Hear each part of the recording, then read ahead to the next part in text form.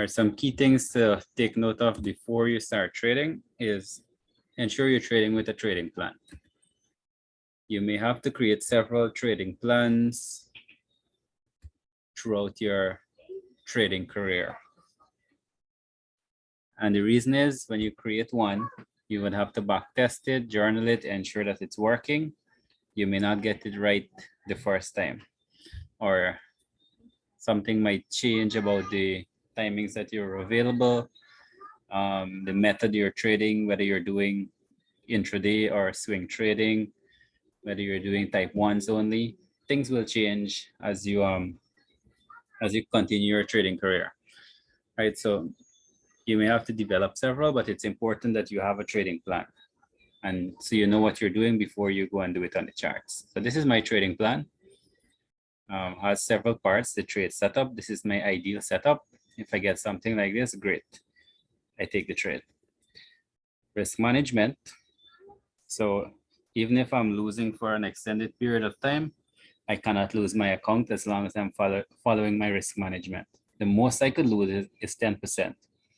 Once I'm at 10% down, I make a decision. Do I stop trading, re-examine my trading plan, go back to demoing?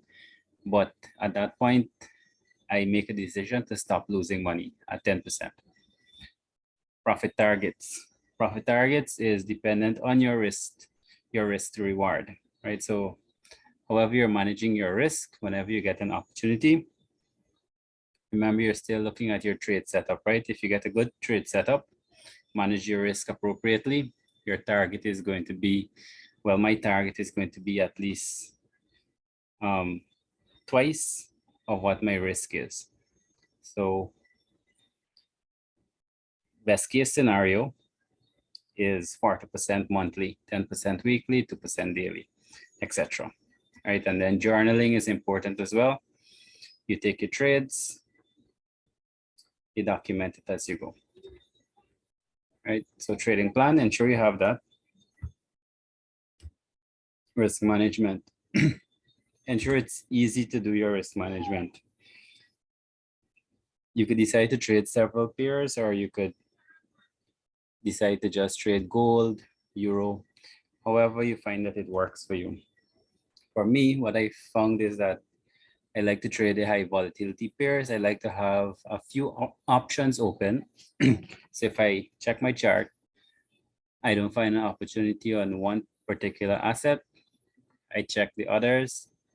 If I get an opportunity, I trade. If not, I don't trade. All right, so how this is set up, you could put in whatever is your account balance. Let's say you have 100,000. You have 100,000 account.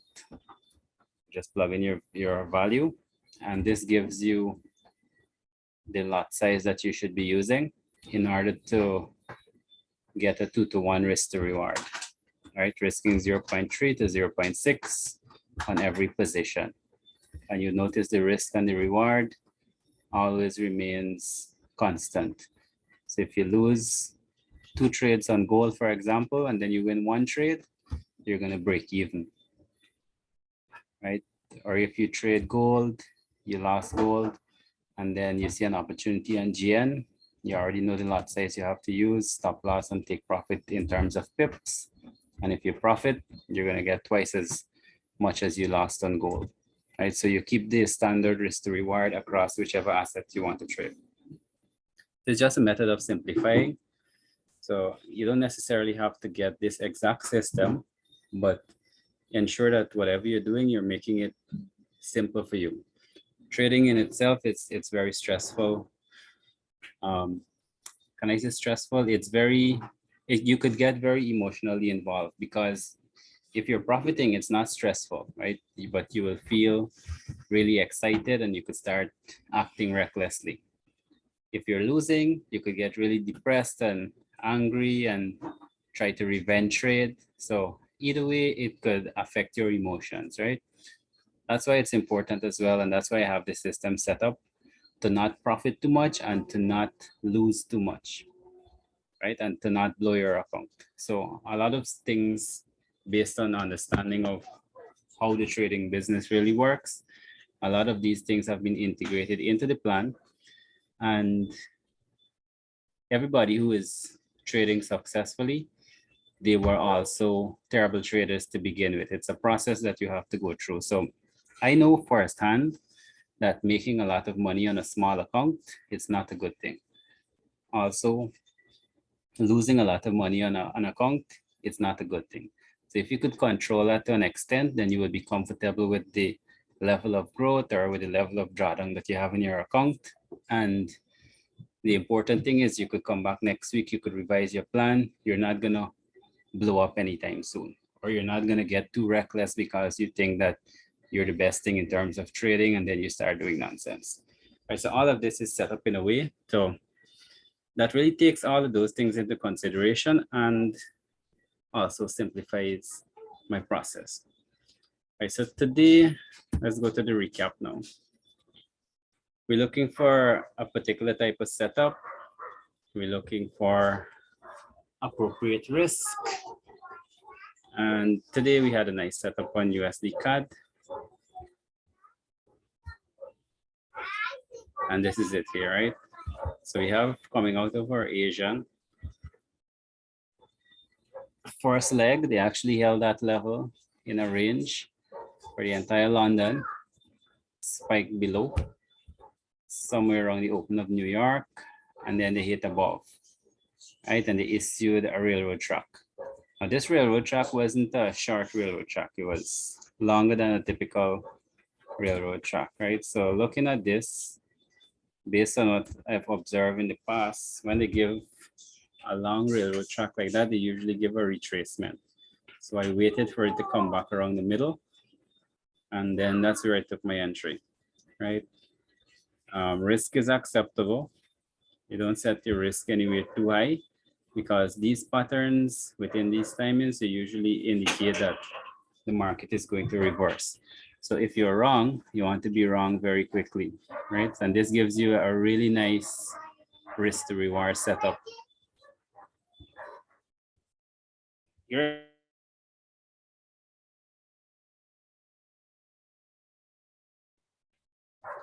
right. It didn't move up immediately, but it did move off. It didn't go all the way down.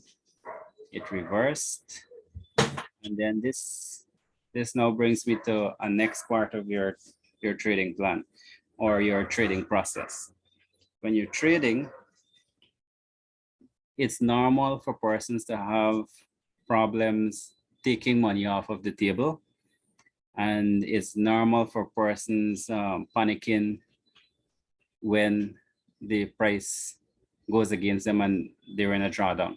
Because today, immediately as I took this trade, I went in drawdown, right? And that was for like a whole 45 minutes, I was in drawdown before it started moving, right?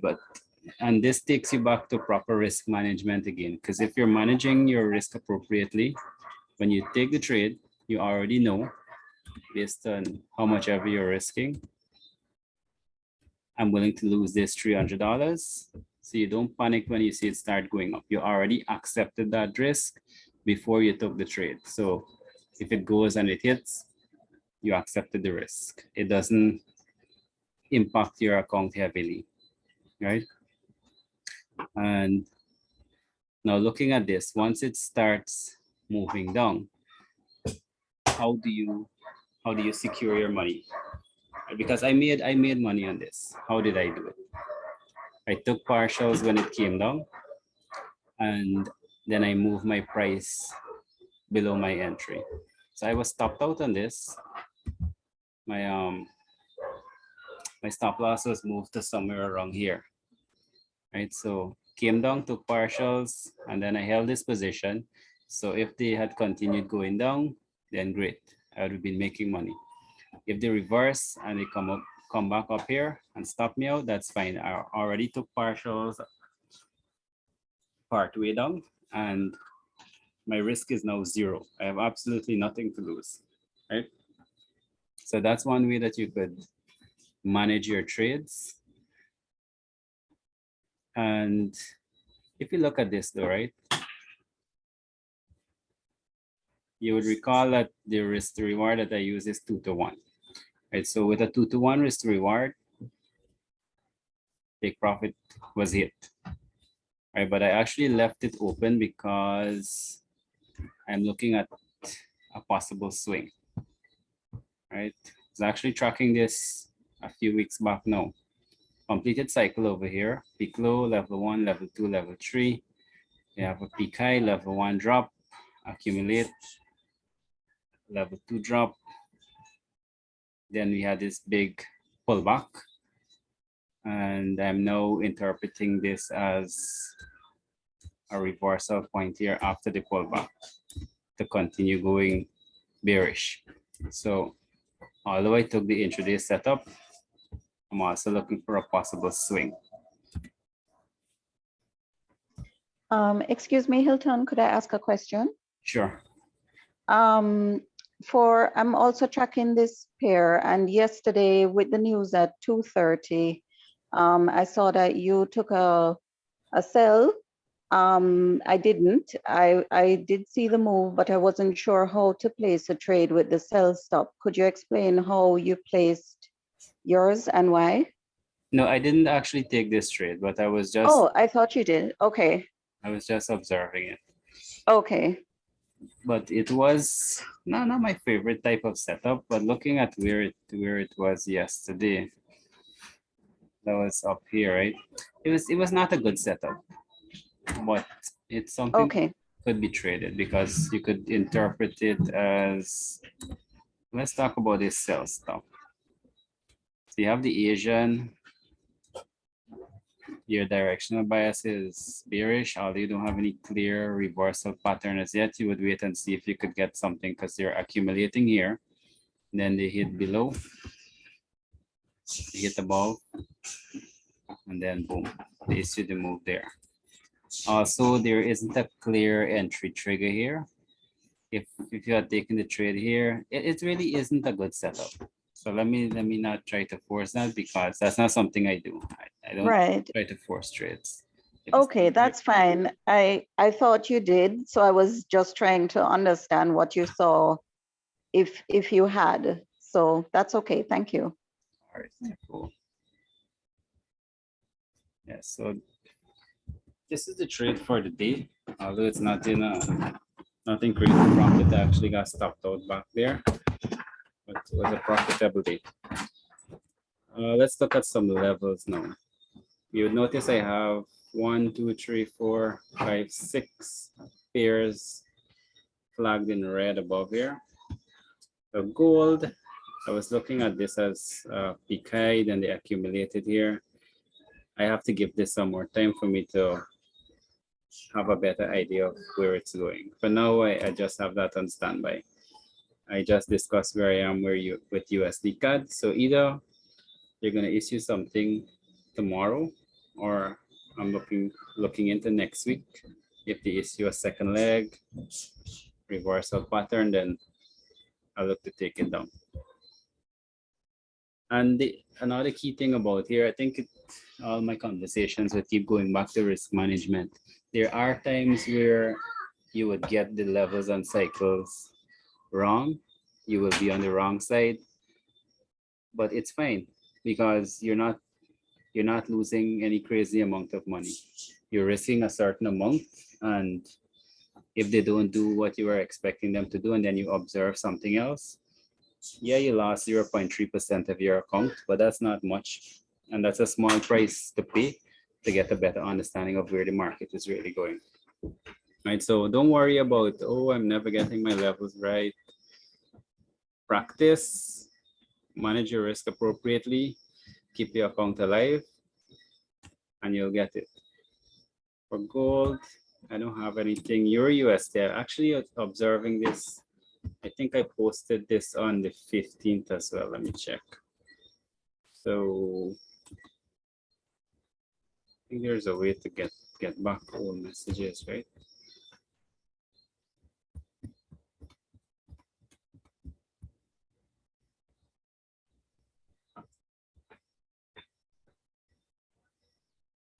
Anybody knows how you could get back an old message? All right, 16th. 15th. So on the 15th, I sent out some levels markup. My levels won't be as clean and as detailed as other person's levels, right? But I don't put too much of emphasis on how clean it's marked up. It's just for me to get an idea of where I'm going. So this is what I did on the 15th. Completed cycle up, and then I'm looking at this as, okay, that's one level down, and then they issued a W. So I'm looking for this to go up. They didn't go up the next day. They actually came back down here before they went up. But looking at it now, you see right where I marked this, they came down. Instead of doing a W, they did a kind of like a inverted head and shoulder before they pulled away. I didn't take this trade today, although this was an amazing setup, right? With directional bias and everything. I actually tried to take it yesterday and I got stopped out. Today, it was just a USD card for me.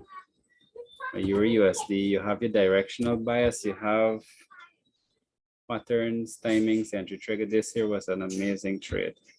Let me mark it up.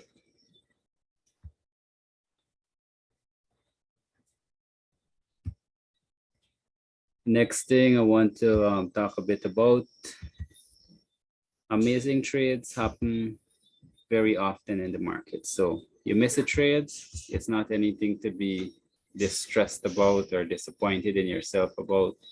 You're going to come back next week, you're going to come back a couple weeks from now, and you are going to get amazing trades. They keep happening all the time. Right. So look at this. That's first leg, second leg. What do we have in our trading plan? This one here, the buy setup. Asian, first leg London, second leg New York, entry trigger somewhere around the open of New York, and then entry trigger, right? I think they had a railroad track. So everything that you're looking for, you have acceptable risk, patterns, timings, entry trigger, the whole trading plan checklist, it's right here. Directional bias, tight Asian range, first leg, second leg. Boom. Moon. All right, so for this here, because I would have identified the reversal, not something that looked like a reversal, then this one could have been a possible swing. So the move in this case would have been take an intraday up the top of the Asian, and then leave one to swing up, right? So this is beautiful. All right, Euro CHF. So Euro CHF, I also marked out on the 15th. Here's Euro CHF. So this is what I had for Euro CHF, right? Completed cycle. They had one level of drop accumulated, and then they came back up.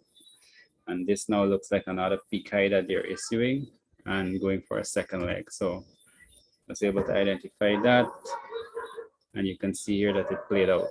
Did I get into the trade? No, I didn't get into the trade. Am I disappointed in myself because I didn't get the trade? Absolutely not.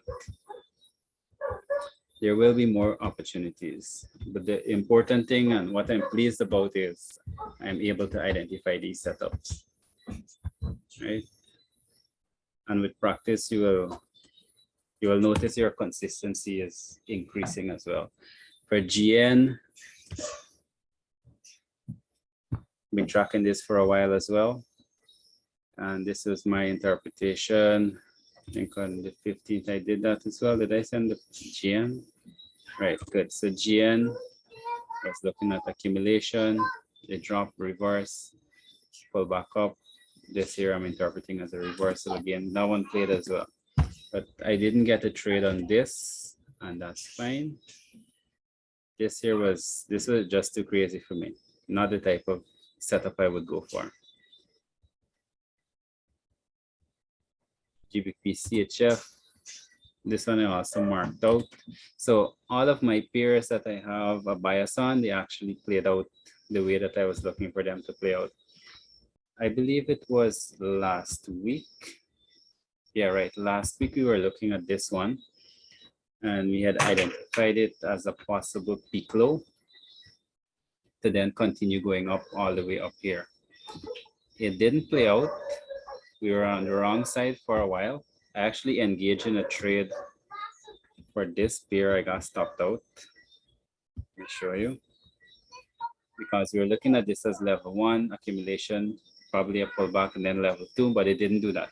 But during the week, I observed, okay, so this here looks like a reversal. That's 1 drop, pullback, 2 drop, pullback. They may be now going for a 3rd drop.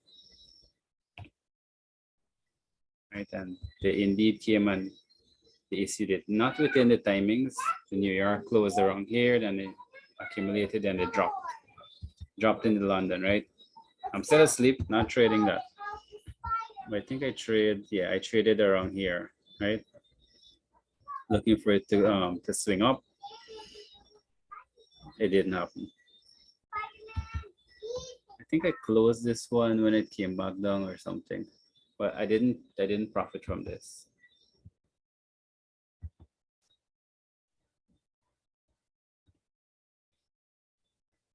No, so you have your trading plan, you have your risk management, you have established biases on a few pairs. You already decide what you're trading. Your trading becomes simple now. You come to your charts every day, you're thinking, okay, USD CAD, I'm looking for this to go bearish. That's from tomorrow and into next week. That's what I'm looking for on this because of this looks like a reversal. There was a completed cycle over there. They only dropped 1 level here. Gold, guess what? I have to unflag that and move that out of the priority, right? Because I don't see anything clear on that. Maybe other persons are seeing it and that's good for them, right? But not everything that somebody else is trading, you have to try and follow. Get your own stuff that you're comfortable with. Even if somebody that you may see as a superior trader to you shows something that is not in accordance to what you have, if you still have the things that you're looking for and they align, follow with it. And again, risk management. Even if you're wrong, it cannot affect you that badly. All right, so I have my Euro USD bias. That's bullish until I see anything that indicates a reversal. Euro CHF, bearish until I see something, GN. So just look through that. Then after that, now the other part of the trading business would be to check on these other pairs. Gold is one of my favorite pairs. So check on it, see if I could identify something, mark it up, and then I could deal with it the way I'm dealing with these others. US 30, I would like to be one of my pairs, but I'm not too comfortable with marking up levels and cycles on this. But generally, I'm bearish. I think there was a really nice setup sometime this week or last week. Let me check it back.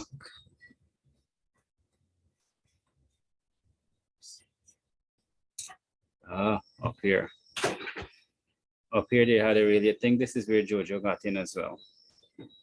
US 30 coming out of the Asian, first leg London, second leg New York. Entry trigger, acceptable risk, boom, sell out. Right, and then you could have held that from all the way up there, but it never came back and cleared those stops. Right. Held that as a swing. Money like crazy. I'm not in it and I'm not worried. I'll get my chance. BTC. Well, I don't have a markup on this. This is something I have to review, mark it up, but I think we're like at a level 3, looking for a peak low to go up. GBP AUD. So you see the ones that I am very comfortable with, I have them on my list. The ones that I'm not so comfortable with, I don't try to force a trade on it. But I leave it and I check them back like on the weekends, or maybe if I don't get any trade setups for the day, I would just go through, see what we have on the table and mark them up. Mark them up and maybe move them up in priority if they're starting to look good, and then deal with those. All right, that's the end of the recap for today. Anybody has any questions?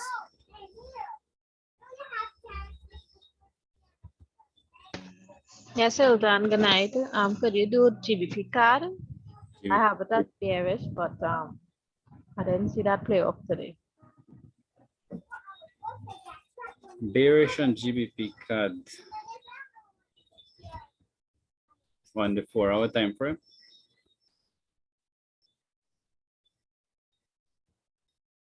Which time frame are you looking at?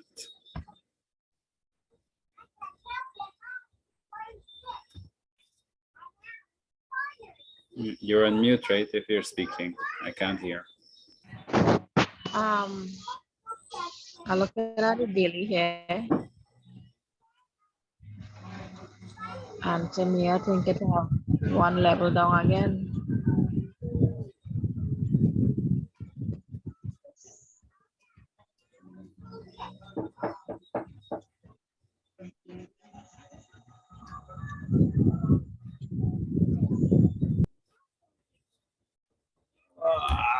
All right, I think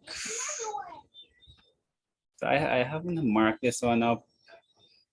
The things that I would usually try to take would be like if there is something like a peak low here, 1 level, 2 level, 3 level, and then there's a peak high, I would try to get a cycle coming down here, right? Or if there is a cycle coming down,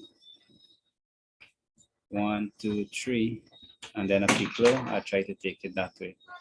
And I usually try to do it on the 4-hour because I find that the daily and the weekly and the monthly, they're too far off to have an impact or a significant impact on the lower time frame. To me, the 4-hour works best. But in terms of pattern, this is something that I would start tracking, right? Because there's a nice peak high there. That's 1 drop, pull back, 2 drop, pull back, 3 drop. Maybe this is the first leg and then second leg. And then we could see something going on. That's how I would look at this one. On the 4-hour though, let me see what we have on the 4 hours.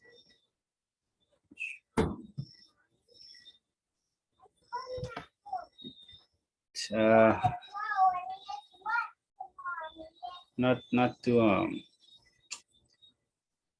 too really. Yeah, I seen 2, so that I thought it would go down again today before we reversal.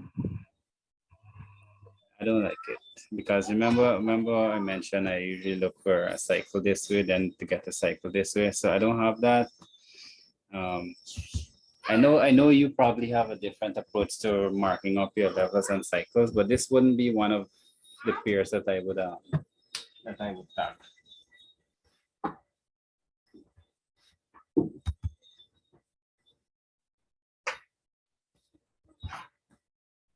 So I don't have any advice. Mark it up as you see and manage your risk appropriately. If you're wrong, it's not going to affect you. If you're right, you're going to be in huge profits because you could possibly take a swing. That's the best advice I could give. Okay, thanks. You're welcome. Anybody else has anything else? Did you go over AUD USD? Nope, but that's not one I have marked. Let me check it though. AUD USD. Ooh, this is nice. This is nice. This is nice. Why do I like this? Right, because I could see inverted head and shoulder. Maybe 1, 2, 3. Peak high. 1, 2. That's close to the bottom here. This is actually really nice. Right, so look at this as a peak low. Not my favorite type of peak low. I like the M&Ws or the head and shoulder. This is possibly a head and shoulder. So if you ask me, just looking at this, I like the setup, and immediately I would be bullish from this point on, counting this as a inverted head and shoulder, looking for it to go back up to this point. Bad, thanks. I actually took the buy today. You took the buy? Yeah, I actually should have set a swing position, but I didn't. But oh well, TP still got hit. Good job. This is a really nice setup here as well. Three hits to the low. Boom, boom, boom. a nice big railroad track. And notice what I spoke about earlier as well, right? With similar to what happened to USD CAD. They issued a huge railroad track. And then immediately after the railroad track, they went back to around 50% retracement before they continued in their direction. So a good point to take this would have been like around here. So you minimize your risk and you, oh, this is beautiful. Boom, boom, boom. Straight to profits. Yep, that was my exact entry. 50% of that bullish candle, that bullish engulfer. Good stuff, good stuff. I'm going to mark this because I like it. You see, I'm benefiting from the call as well. Thank you, man. No problem. I was posting the my chart in the chat as the trade was progressing as well. Did you see him this morning?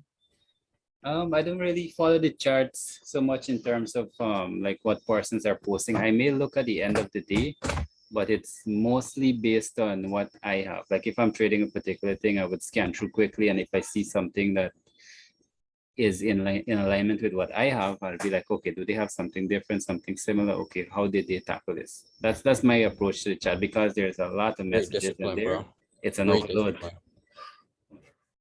But this is good. I'll take this. Any other questions? Anybody? Or comments or input?